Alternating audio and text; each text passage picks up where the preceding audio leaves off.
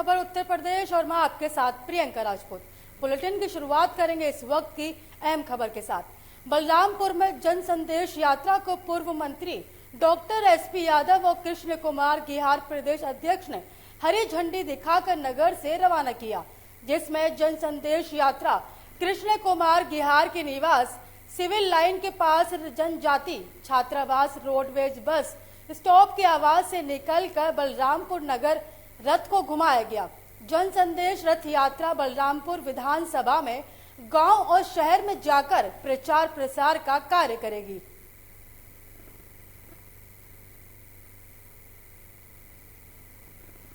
बिजनौर में प्रशासन के मंसूबों पर बीजेपी नेता ने पानी फेर दिया।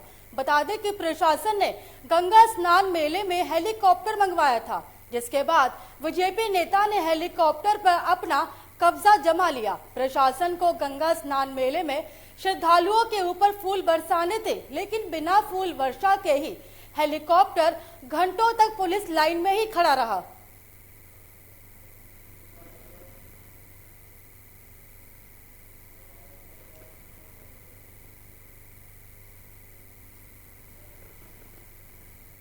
नहीं जी, हम जा रहे थे पुष्प अर्चा करने के लिए, हमें यहाँ जबरदस्ती उतार लिया गया। क्यों, क्या वजह? पता नहीं, ये तो पायलट बताया। हम तो देहरादून से आए हैं, देहरादून से ही बैठे हैं, सब लीगल पेपर है मेरे पास। नहीं तो किसने रोका आपको? पायलट ने यहाँ रोका, प्रशासन के उस पे उतारा। उतरवा रहा है। अच्छा, इसमें दूसरा बीजेपी का गुट ये कह रहा है कि हमारी परमिशन पे आप हेलीकॉप्टर उतार रहे हैं। नहीं जी, हमने तो यहाँ हेलीकॉप्टर उतारा ही नहीं, हम तो पुष्प वर्षा करने जा रहे थे, हमारे तो यहाँ की परमिशन ही नहीं है। फतेहपुर में शहीदों की चिताओं पर हर बरस मेले लगेंगे। वतन पर मरने वालों का यही बाकी निशान होगा। सदियों प्राचीन कविता का एक एक शब्द अमर शहीद ठाकुर दरियाव सिंह स्मारक पर सटीक बैठता हुआ नजर आ रहा था। वीरांगना रानी लक्ष्मीबाई की जयंती के मौके पर स्वतंत्रता के अमृत महोत्सव का आगाज दोआबा की धरती से शुरू किया गया। बता दें कि सुबह से ही स्कूली छात्र छात्राओं के साथ शिक्षक और आयोजन समिति के पदाधिकारियों की हलचल तेज हो गई। सुबह 9 बजे राष्ट्रगान और अमर शहीदों को नमन करने के बाद आयोजन की शुरुआत की गई। विधायक कृष्ण पासवान, चेयरमैन गीता सिंह, आदित्य त्रिवेदी, विकास पासवान, राम गोपाल सिंह प्रमुख मौजूद रहे।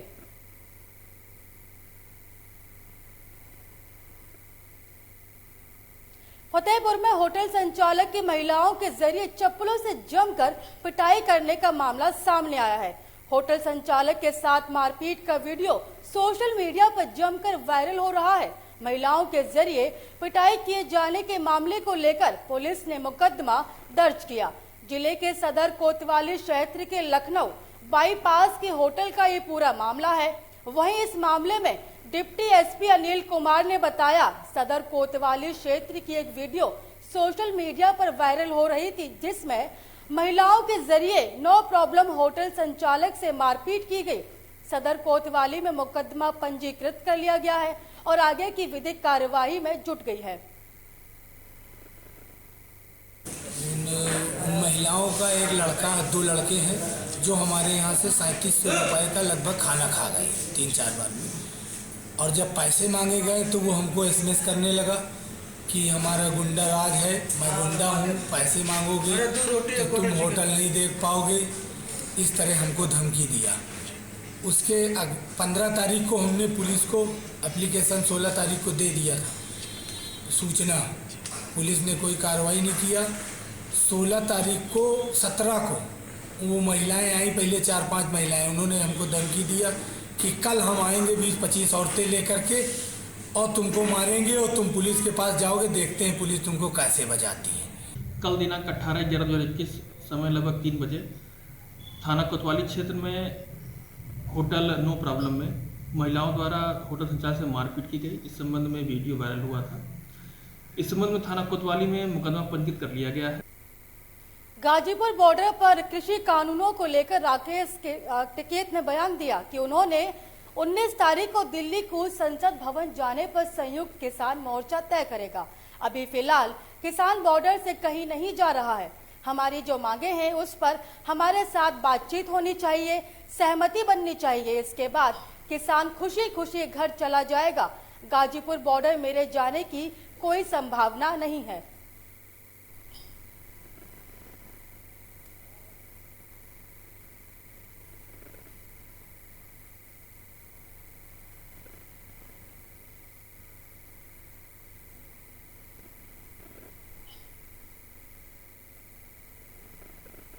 अभी मैं बात करूंगा, मैं जाऊंगा या दूसरे लोग जाएंगे, क्योंकि यहाँ पे बहुत लोग आएंगे, मैं यहाँ रहूंगा। अभी मैं बातचीत करूंगा जी। सर एक बार फिर भी कैमरे पर जानना चाहेंगे पॉइंटर्स क्या रहने वाले हैं, मीटिंग में क्या मुद्दे एक बार बता दीजिए। एमएसपी का एक बड़ा सवाल रहेगा, जो ये 3 कानून आए इस पे बातचीत रहेगी, और सीड बिल है, पोल्यूशन वाला है, मुकदमे हैं, तो ये सारी चीजें होगी। और मीटिंग तो सरकारों के साथ में होनी चाहिए ना, सरकार बातचीत कर रही है या नहीं कर रही। और 29 तारीख को जो चल रहा था उसको लेकर भी उसमें अभी बातचीत जो आज तय करा होगा संयुक्त मोर्चे में, वो बताएंगे उसमें। कितने बजे का कुछ टाइम तय हुआ है क्या? वही 11-12 बजे के आसपास शायद। तो आपका अभी जाना तय नहीं हुआ ये? अभी बातचीत करूंगा मैं वहाँ पे, हम वहाँ पे आए या ना आए। गाजियाबाद में बदमाशों के हौसले बुलंद होते नजर आ रहे हैं। वृंदावन ग्रीन सोसाइटी के आगे चैन स्नैचरों के जरिए चैन छीनने का प्रयास किया गया। खबर साहिबाबाद थाना क्षेत्र के रजनीगंधा अपार्टमेंट के पास की है, जहां प्रयास में कामयाब ना होने और मौजूद लोगों के जरिए विरोध करने पर पिस्तौल दिखाकर बदमाश फरार हो गए। तो वहीं इस घटना की वीडियो सोशल मीडिया पर जमकर वायरल हो रही है।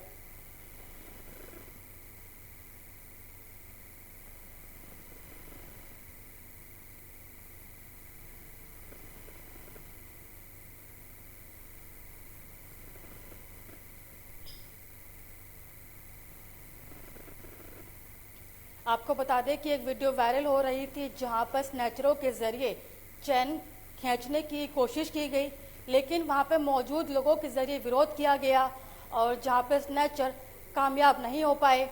और वहीं पर ये वीडियो सोशल मीडिया पर जमकर वायरल हो रही है। तो वहीं पर प्रशासन पर सवालिया निशान उठ रहे हैं कि सरेआम बदमाशों के हौसले इतने बुलंद हो गए कि वो सरेआम चोरी करने के लिए उतारू हो चुके हैं।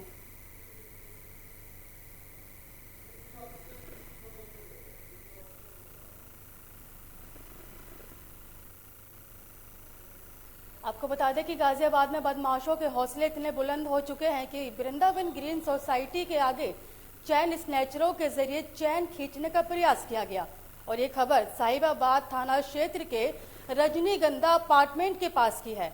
तो वहीं पर प्रयास में कामयाब ना होने और मौजूदा लोगों के जरिए विरोध करने पर पिस्तौल तानकर बदमाश मौके से फरार हो गए।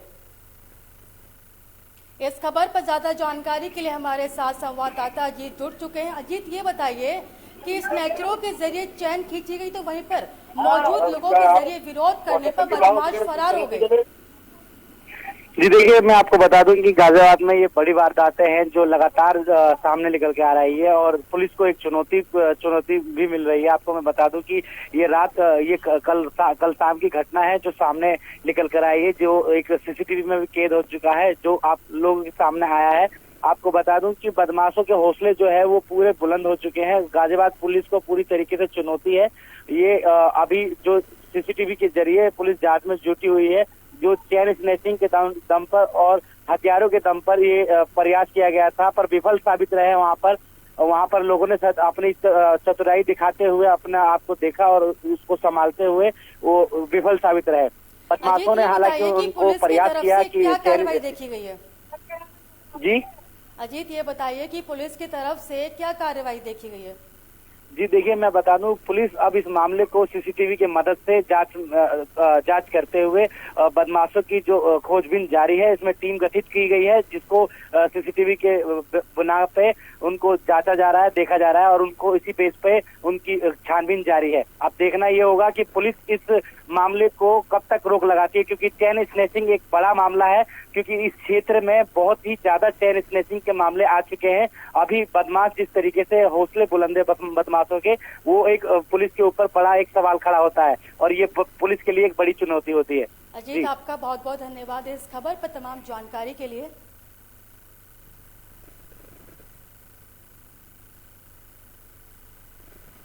खबर गाजीपुर से है, जहां शिक्षा माफियाओं पर कानून का शिकंजा कसा जा रहा है।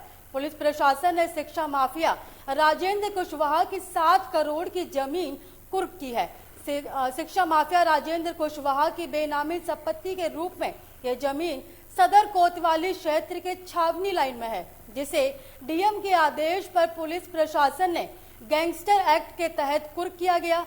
शिक्षा माफिया राजेंद्र कुशवाहा पर सामूहिक नकल के आरोप में गैंगस्टर एक्ट के तहत केस दर्ज किया गया था। पुलिस प्रशासन ने कार्यवाही करते हुए शिक्षा माफियाओं के 7 करोड़ की जमीन कुर्क की है।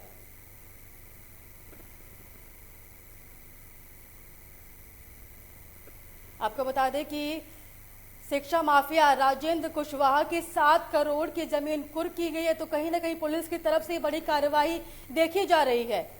और आपको बता दें कि बेनामी संपत्ति के रूप में ये जमीन सदर कोतवाली क्षेत्र के छावनी लाइन में है, तो जिसे डीएम के आदेश पर पुलिस प्रशासन ने गैंगस्टर एक्ट के तहत मुकदमा दर्ज कर लिया है। तो वहीं आपको बता दें कि शिक्षा माफिया राजेंद्र कुशवाहा के तहत मामला दर्ज कर लिया गया है। तो आपको बता दें कि नकल के आरोप में गैंगस्टर एक्ट के तहत केस दर्ज किया गया है।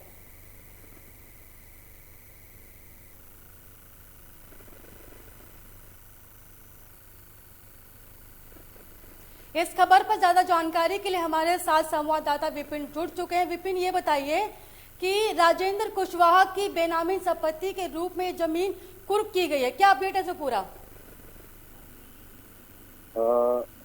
हेलो विपिन, आप तक मेरी आवाज पहुंच रही है? हेलो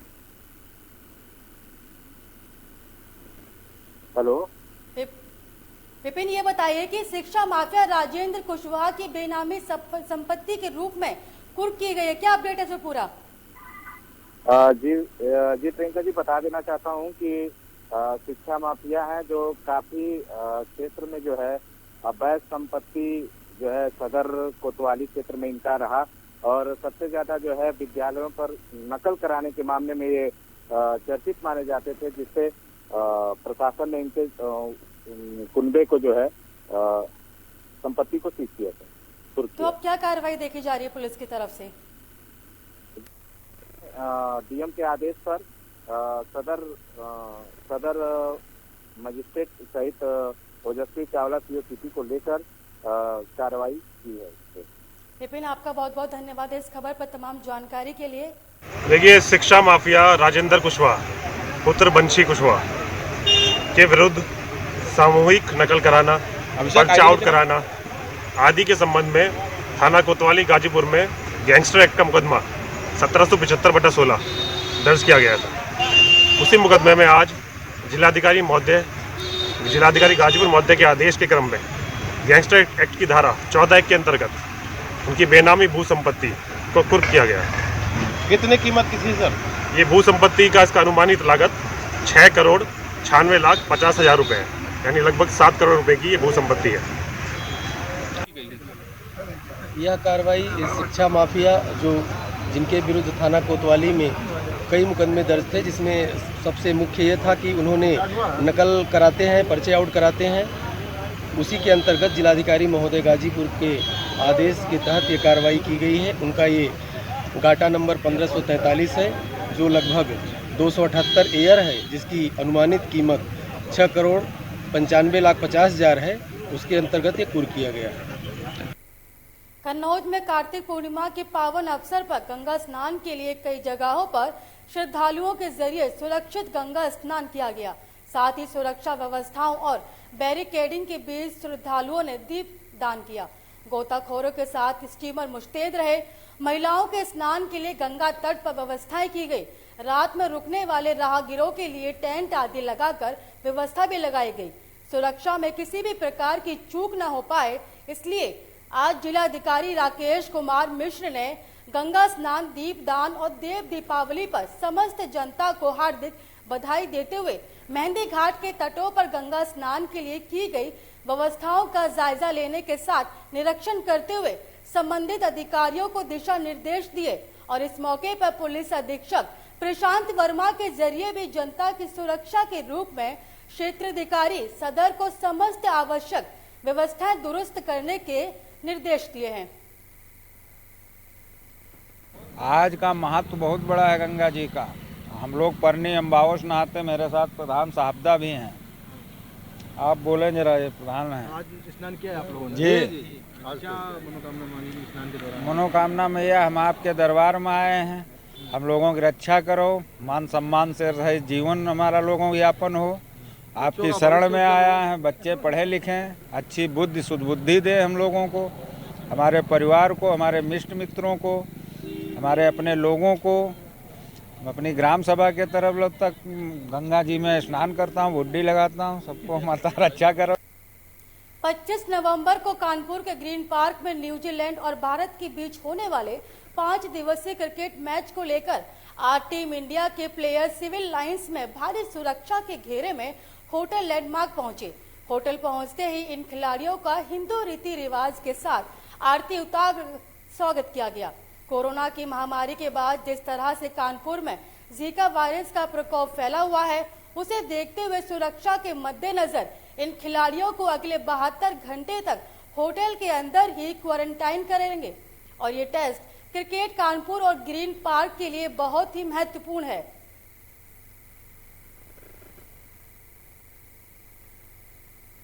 राष्ट्रीय परिवर्तन पार्टी के राष्ट्रीय अध्यक्ष अरुण गौतम कन्याकुमारी से पद यात्रा करते हुए कुरावली पहुंचे। कुरावली पहुंचते ही उन्होंने मीडिया से वार्ता करते हुए कहा कि ये यात्रा उन्होंने कन्याकुमारी से शुरू की है, जो कि राष्ट्रपति भवन पर संपन्न होगी। इस यात्रा के बारे में उन्होंने बताया कि इसका मुख्य उद्देश्य राजनीति में युवाओं की 70% भागीदारी की मांग है। इसे लेकर उन्होंने पद यात्रा कन्याकुमारी से शुरू की है। विभिन्न जिलों से होते हुए दिल्ली पहुंचकर वे राष्ट्रपति रामनाथ कोविंद को ज्ञापन सौंपेंगे और रास्ते में रुककर वे लोगों से इस संबंध में वार्ता करके उनकी राय भी जानेंगे। मैंने कन्याकुमारी से दिल्ली पैदल यात्रा में हूँ।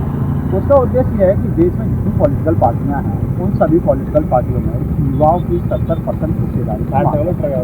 यदि युवा 70% होगा तो एजुकेटेड होगा, मेहनती होगा, दिमाग से ठीक होगा और